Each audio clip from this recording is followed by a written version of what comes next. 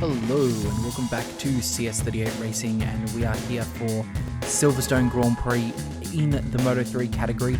Make sure to like, subscribe and share, and watch the rest of the episode to find out what happens in this nail-biting race. We have a few challenges. We do have a few challenges that we have to contend with. We are looking at a back row start.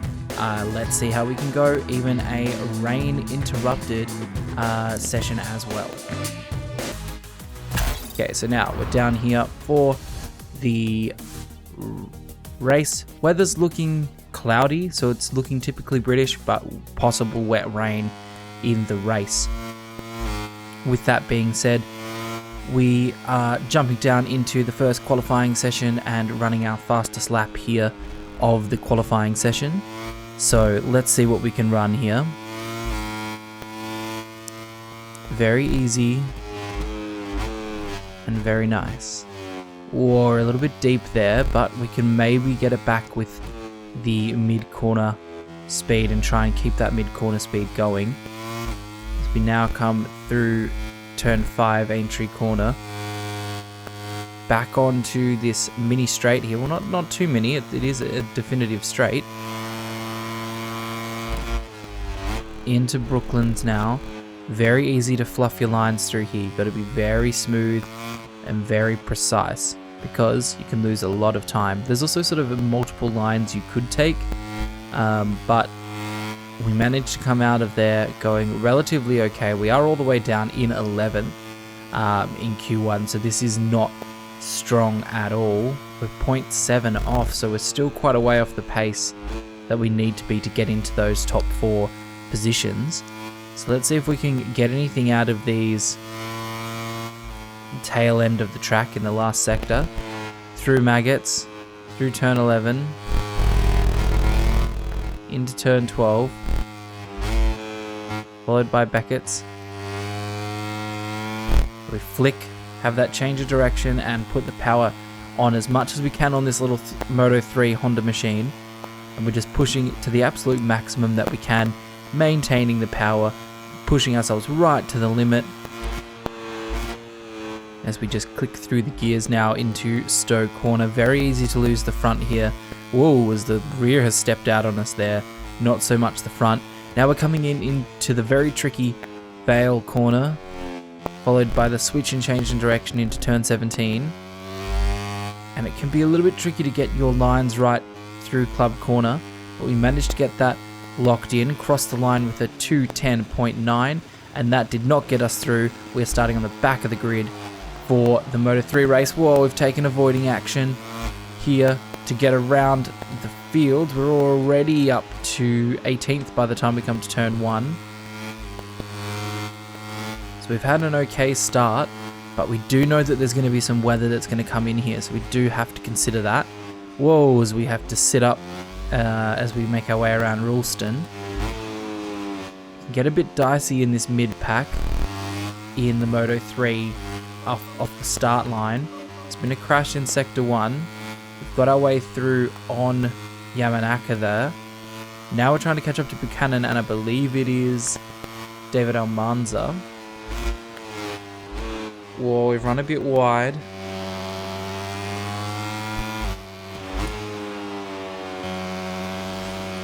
Still got Yamanaka right behind us here, so we don't want to slip up. We're currently 11 points ahead of Rueda on our objective, so we need to maximize the points, because look at where Rueda is. He's in 2nd position. We do not have the ability to lose many points here. We need to get a really good buffer on Rueda, because he's going to be so strong. Whoa, Yamanaka was very brave through there, but we lean on him through turn 11 into turn 12. Now we're trying to defend into Beckett's. Have we managed to defend ourselves properly here? Let's see. Oh, Yamanaka has got the slipstream there. He's coming on the inside for a move. We managed to hold him off. I was expecting Yamanaka's front wheel to come barreling on the inside there. We've managed to hold him off. Whoa, we've come absolutely flying into this section, and we took a lot of time there out of the gap ahead of us. That was a pretty ballsy move if you ask me. I was thinking we were going down there or running very wide into the kiddie litter, but we've managed to make it work. As we flick now into the farm corner, we can see that top 10 is ahead of us here. Any positions we can gain is more points that we have as a buffer to Rueda, which we know Rueda is going to be a very, very strong rider throughout the whole season. But again, this is not coming entirely easy to us here.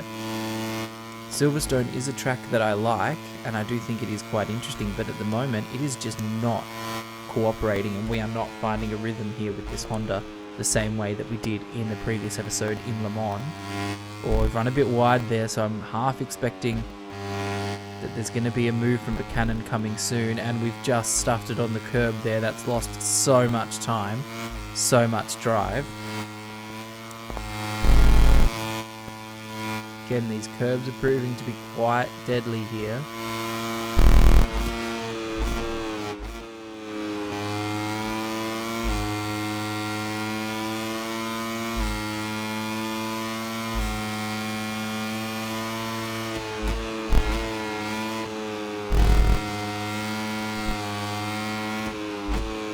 Just trying to hunt down Almanza as much as we can, but we're not going to be close enough to get the slipstream on him here, but Buchanan will be close enough to get slipstream on us, and that is extremely unfortunate, because now that puts us in the position of having to really fight for what we want here. We're just about a third through the race, but we can make up a lot of time into this braking zone. Look at that. This is definitely where we're strongest throughout the lap. Oh, but Almanza had to cut off the front there, and we did lose a little bit of momentum. Oh, there's been a crash. There's been a big crash, and we're able to... It's Quiles. Quiles has had a crash, and we're capitalizing off all of that drama, taking 2 positions to put ourselves up in to 8th, and we're taking Foggia for 7th. That's incredible. So we've managed to make 3 positions out of that one incident with Quiles.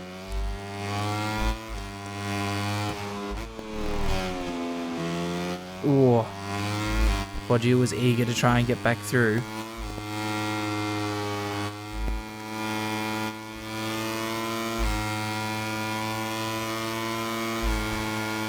We power down this straight now. We've got ourselves into 7th. Can we find a way to find a gap up to that top 6?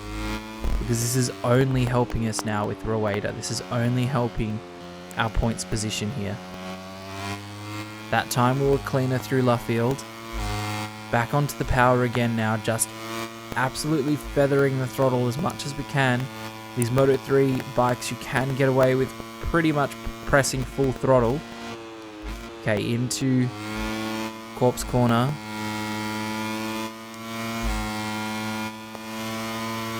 So this battle ahead, there is this battle. If they keep battling like this, it's going to bring us back in. That is the best I've taken those set of corners all race here, so we are on for a good lap.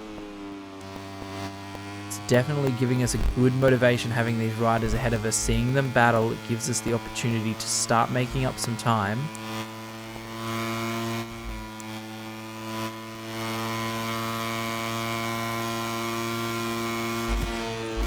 As we come down into Stowe Corner. Oh, the rear is stepping out on us there. It's causing us to have a massive wobble. But we know that this is where we're gaining a lot of time compared to the rest of the field. In that braking zone. But then again, they pull away on acceleration. We managed to cross the line. We do a 209.53. So we're doing faster than what we were doing in qualifying.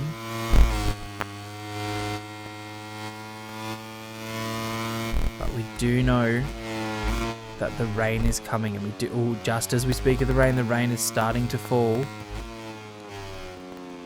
We do have to keep that in mind. Can we get ahead of these riders before the red flag comes out, which give us a position and some more points.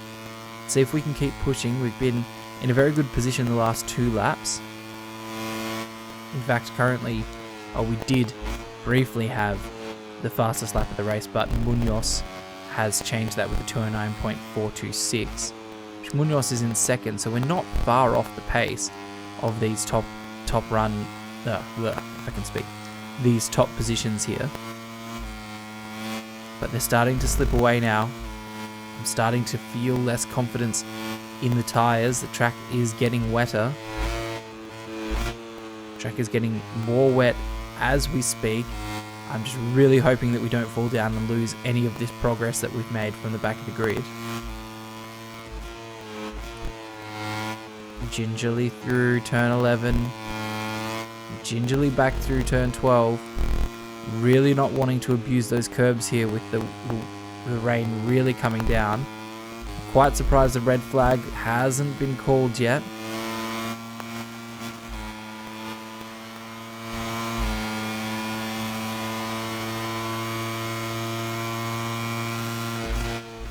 Down into Stowe now. We're just being cautious because the tires are oh, there we go. We've got the red flag. So that puts us in 7th position in the final results. Piqueras, Munoz and Rueda were the top 3. We were not far off that, but we weren't in the same league as those top guys. If the track had stayed dry, we did certainly have the opportunity, and I'm hopeful that would have brought us back to the podium, but it was not to be today. That puts us 2nd in the championship. We are still quite a good buffer ahead of Rueda, but Adrian Fernandez is now at the top, and we do have Munoz that is right behind us to have to be concerned about as well. Rueda has slipped to 5th in the championship, as we are sitting 2nd in the team's championship as well. Let's see how our rewards go on. That's done some good step towards Rising Star. Heated Jewel, show superiority, gives us reputation points as well. So that is pretty good there. So thank you so much for watching, guys. If you've enjoyed this one, hit that like button, hit the subscribe button, and make sure to check out the other videos here on the channel as well. We've recently started a MotoGP A to Z series as well that I've wanted to put out for a while.